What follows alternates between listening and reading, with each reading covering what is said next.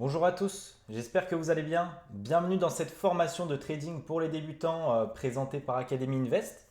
Donc on va voir aujourd'hui, déjà on va faire une petite introduction sur qu'est-ce qu'on va aborder sur ces 10 vidéos de formation. Et ensuite on passera directement dans le vif du sujet.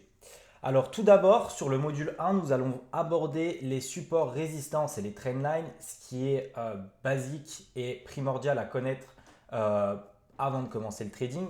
Dans un second temps, nous verrons tout ce qui est figure harmonique, en tout cas les 4 ou 5 principales.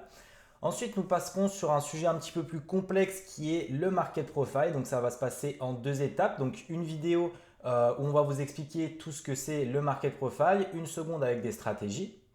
Après, on étudiera le carnet d'ordre, donc exactement la même chose que le market profile. Donc, une partie où on explique qu'est-ce que c'est le carnet et une seconde où on va aborder quelques stratégies sur le carnet d'ordre. Pardon. Ensuite, nous aurons dans la vidéo 7 le footprint et le delta. Dans la vidéo 8, nous verrons tout ce qui est le money management. Dans la vidéo 9, on parlera de psychologie et la vidéo 10, on fera une petite conclusion sur tout ce qu'on a abordé dans cette formation. Voilà pour les modules qu'on va étudier et on va passer tout de suite dans le vif du sujet.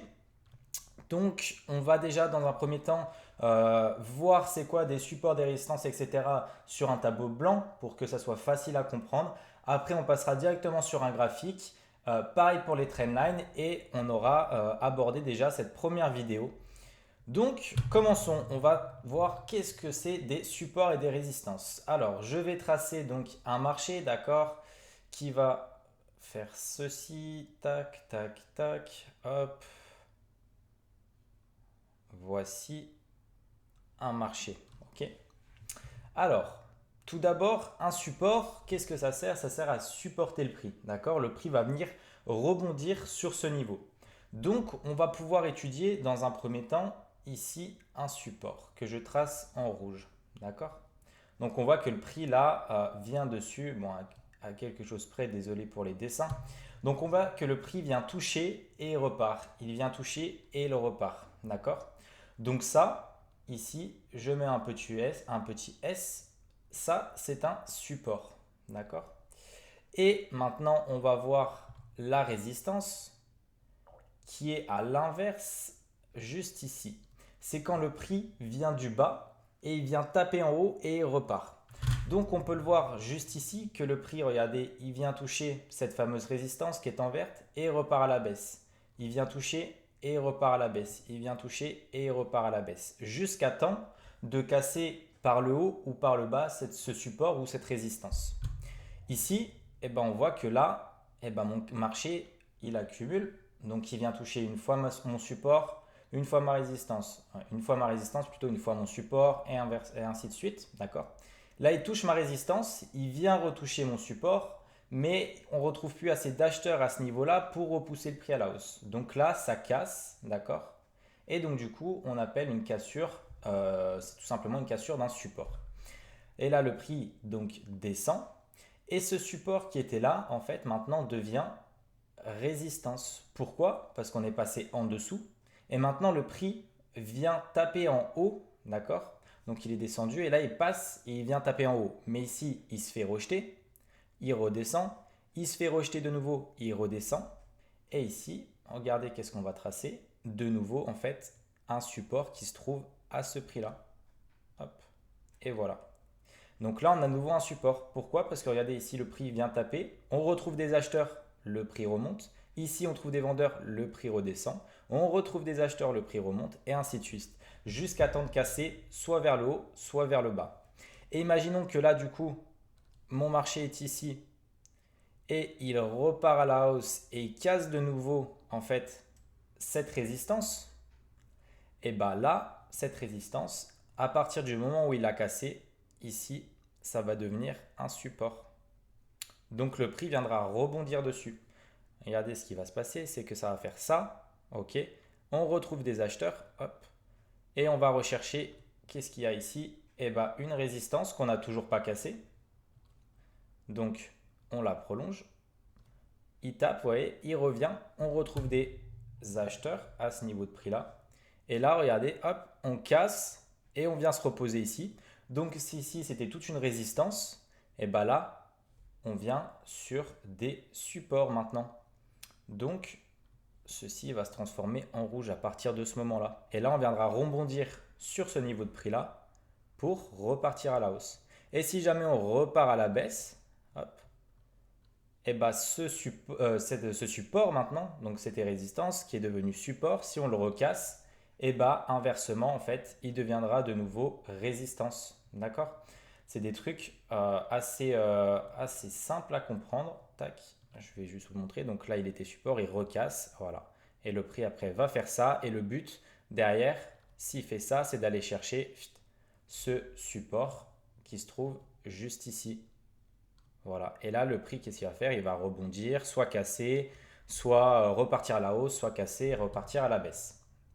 Donc ça, c'est vraiment un schéma qui est vraiment qu'il faut comprendre. Les supports et les résistances, ça permet d'identifier nos zones d'intervention sur le marché, donc où on retrouve plus d'acheteurs ou de vendeurs, qui permet de savoir de quel sens on va se positionner. Donc si on arrive par exemple sur un support, on va plutôt prioriser les achats, d'accord? Parce qu'on voit que c'est quelque chose sur ce niveau-là de prix qu'on retrouve des acheteurs. Et si on arrive sur une résistance, on va plutôt privilégier les ventes, d'accord? Alors, je vais vous mettre un petit schéma juste ici pour que vous compreniez mieux. Tac, voilà. Donc ça ressemble en marché. Vous voyez, donc on vient résistance, résistance parce qu'il y a des touches, ok. En bas, support. On casse, ça devient un support. Et ensuite, juste ici, résistance. Donc ça, c'est quelque chose qu'il faut connaître par cœur. On va regarder sur un graphique qu'est-ce que ça donne. Donc tac, je vais juste transférer ça. Hop. Donc là, on se retrouve sur le Bund, d'accord, donc qui est l'obligation allemande. Et on va se mettre en 30 minutes et on va chercher tous les supports et résistances sur le marché. Donc là, par exemple, ici, on peut voir quelque chose de sympathique. Hop, que je le retrouve. Ok, c'est juste ici. Donc là, regardez, hop, à première vue, ici, on va retrouver une résistance. Tac. Pourquoi? Parce que le marché, là, hop, le marché vient taper une fois, il repart à la baisse, il vient taper une deuxième fois, il repart à la baisse. Donc là, on retrouve des vendeurs. Le marché après fait son petit bonhomme de chemin, il revient. Ici, il vient presque taper de nouvelles fois, il redescend. Et là, on le casse. Et regardez, quand on casse, eh ben, on vient pile se reposer sur cette zone pour de nouveau repartir à la hausse. Donc ça ici, c'est une résistance. On va la mettre en tac, tac, comme ça, on la verra mieux. Voilà. Alors, maintenant, on va essayer d'identifier un support sur ces zones-là. Ici, regardez, je peux voir que j'ai des zones quand même qui ont été assez intéressantes pour les acheteurs parce que là, le prix... Ah non, je ne peux pas vous donner ça comme exemple, c'est pas assez propre. On va voir cette zone-là. Alors, celle-ci est assez grande, on pourrait limite en avoir deux des zones. Mais en tout cas, tout ce qui est ici, là, c'est des zones où les acheteurs ont répondu. Parce que là, regardez, le prix, on l'achète, il part, on revient, il repart à la hausse. Ici, on vient le toucher, il repart à la hausse. Ok. Et ici, hop, on vient le toucher, on retrouve légèrement de l'acheteur, mais pas beaucoup, pas assez fort. Au final, on casse, d'accord. On vient travailler un petit peu en dessous de cette zone de support et on repasse au-dessus pour aller rechercher cette résistance. On va essayer d'en trouver des autres assez propres pour que vous puissiez comprendre. Donc ici, regardez, là on en a une aussi. Là on a un joli support. Si on trace une zone comme ceci, à peu près, tac, jusque là, hop, et on va faire ça comme ça. Regardez ici, le marché vient nous chercher à quelques ticks près. Il repart à la hausse. Ici, il vient nous chercher, il part à la hausse. Il revient, il repart à la hausse. Là, il vient toucher, il repart à la hausse. Ici, il vient toucher, il repart à la hausse. Donc là, sur ces niveaux de prix-là, donc entre les 35 et 129,45, sur cette zone de 10 ticks, on a une forte force acheteuse, tout simplement, parce que le prix, ils ne veulent pas qu'il baisse en dessous de cette zone, d'accord? Et on retrouve de l'acheteur pour repousser le prix et aller chercher des nouveaux plus hauts. Donc là, on a quelque chose d'intéressant et on va essayer de trouver une zone de résistance. Euh, alors, on peut en avoir une ici. Il y a un léger excès de liquidité. Mais, tac, cette zone-là, typiquement, elle est assez grande. Mais en tout cas, cette zone-là est intéressante. On devrait la tracer plus comme ça. Tac. Donc là, on vient toucher une fois, ça descend, deux fois, ça descend. Là, on casse, on vient chercher la liquidité derrière. On redescend. Ici, on revient toucher deux une nouvelle fois et on redescend. D'accord? Donc là, on a une zone de résistance, mais ici, on était chercher un petit peu de liquidité. Certainement que ça pouvait être. Il était quelle heure? Il était 8 heures. Donc voilà, là, il devait avoir certainement une petite annonce économique qui a fait pousser le prix un peu plus fort que prévu. Mais on a tout de suite réintégré notre zone d'intérêt où le marché veut travailler, d'accord? Donc dans les 30 minutes qui suivent, on est venu tout de suite réintégrer en dessous de cette résistance. Donc, support résistance, voilà, je vous laisse regarder si vous n'avez pas compris. Je pense que j'ai été assez clair là-dessus. Et on va voir maintenant tout ce qui est trendline. Alors, les trendlines, appelées lignes de tendance en français, c'est quand le marché en fait fait tout simplement des hauts et des bas, tac, mais de plus en plus haut les uns que les autres. Donc là ici, on va prendre en rouge et on va tracer tout simplement hop, une trendline. En fait, cette trendline, c'est le prix, il va venir se reposer dessus. Tac. Donc ici, j'ai un haut qui est plus haut que celui-là. Vous voyez, j'ai des hauts toujours plus en plus haut et j'ai des bas toujours plus haut. D'accord? Donc ça permet de nous identifier une ligne de tendance et d'identifier tout simplement que le marché est haussier. Imaginons qu'on est en 30 minutes, et bah, sur cette période-là, il est 8 heures ici, il est 11 heures ici, et ben on voit que de 8 heures à 11 heures, le marché a été haussier. D'accord? Donc ça, on trace notre ligne. Donc une fois qu'on a deux touches, on trace notre ligne et on sait que le marché, il a de fortes chances de venir se reposer sur cette ligne, retrouver des acheteurs et repartir à la hausse. D'accord? Et on peut tracer aussi de l'autre côté notre ligne qui nous fait en fait tout simplement un canal. Donc là ici, on se pose en achat. OK. Avec un stop, il faut voir le marché comment il est, si on a des niveaux entre. Mais théoriquement, le stop serait derrière ce plus bas. Et ensuite, tout simplement, on irait rechercher le haut de ce canal pour vendre ici, venir rechercher le bas et ainsi de suite. Jusqu'à temps, que le marché casse ce plus bas, imaginons. Voilà, on a fait un plus bas, il casse, il va pull back et il redescend. Et là, on a fini cette fameuse tendance haussière et on corrige tout simplement en venant chercher plus bas. Et ici, on fait des bas, des hauts pardon, de plus en plus bas et des bas de plus en plus bas. Ça, on va le voir juste après. C'est une ligne de tendance baissière. Donc là, voilà, vraiment comprendre ce genre de choses. Donc, on trace notre ligne et on voit qu'ici, on a des jolis points d'achat pour venir rechercher plus haut sur cette ligne de tendance haussière. Maintenant, on va regarder exactement la même chose, mais en ligne de tendance baissière. Donc, ça veut dire que le marché, il est monté, tac, et là, en fait, le marché va nous faire ceci. Tac, tac, tac, tac. OK? Donc là, on va tracer en fait notre ligne de tendance baissière. Et pareil ici. Excusez-moi, c'est pas très propre. Mais dans le principe, c'est ça. Alors, en gros, il nous fait des hauts, de plus en plus bas. D'accord? Donc ça, c'est ce qui signifie, ce qui valide notre tendance baissière. Et des bas de plus en plus bas. Donc on voit que le marché, voilà, il va chercher de plus en plus bas. Donc on identifie notre tendance baissière. Qu'est-ce qu'on va faire? On va se positionner ici en short pour venir rechercher cette fameuse ligne de tendance. Et ici en achat pour venir rechercher le haut de cette ligne de tendance. Et notre stop, pareil, si imaginons on prend un short ici, on mettrait un stop juste ici et notre TP, eh ben, on voit où le marché nous amène, mais ça serait de venir chercher cette ligne pour fermer notre trade. Ça, c'est vraiment du chartisme pur et dur. Après, nous, on utilise des outils beaucoup plus professionnels et complexes pour comprendre un petit peu où rentrer en position, où mettre nos stops et où mettre nos take profits. Donc, ça maintenant, on va le rechercher sur euh, notre graphique. Tac, on va prendre celui-là. Hop, qui va permettre un petit peu de nous identifier ce qu'on vient de voir. Donc là, regardez, ben, on prend le marché à l'heure actuelle.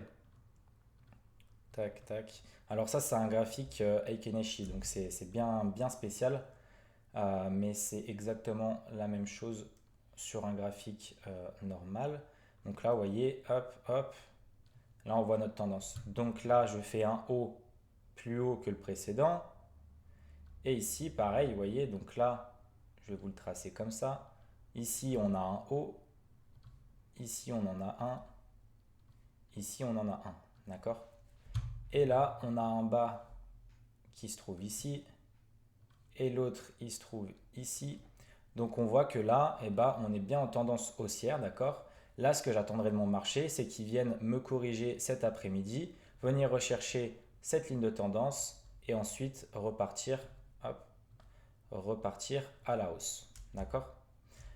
Alors, on va le voir aussi ici. Regardez, celle-ci est vraiment plutôt propre. Alors, cette trendline ne marche pas. En tout cas, pas tout à fait. Elle était légèrement cassée. Donc ça, voilà, ça peut arriver, hein, des petites cassures de trendline là.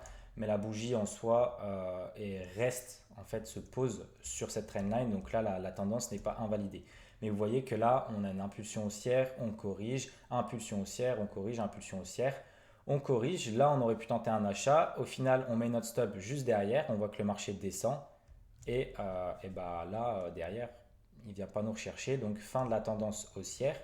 Et ici, regardez, ce fameux plus bas qu'on avait fait devient en fait une jolie résistance. Regardez, le marché casse, il vient presque nous rechercher ici, en fait il descend, il vient nous rechercher en fait finalement là, reprendre de la force vendeuse, d'accord? Et ensuite, bam, il descend. Ok? Donc ça, c'est quelque chose d'intéressant à voir. Et alors, cette tendance baissière, elle est un petit peu compliquée à vous la montrer. Donc là, on a une tendance baissière aussi qui est plutôt pas mal. Donc on a notre haut qui est ici. On a un autre haut qui est plus bas que le précédent. Ici, la même chose. Tac.